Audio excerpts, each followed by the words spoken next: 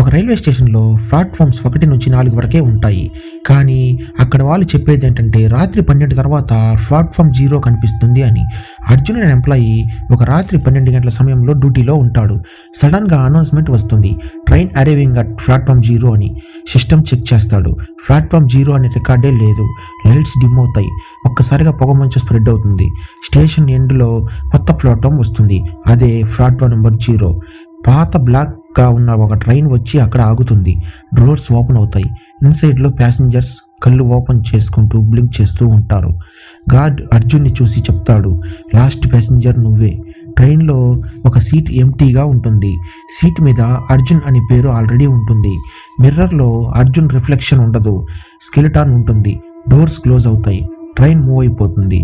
Next day morning station normal, platform 0 లేదు. Notice బోర్డులో ఒక లైన్ ఉంది, మిస్సింగ్ ఎంప్లాయీ అని.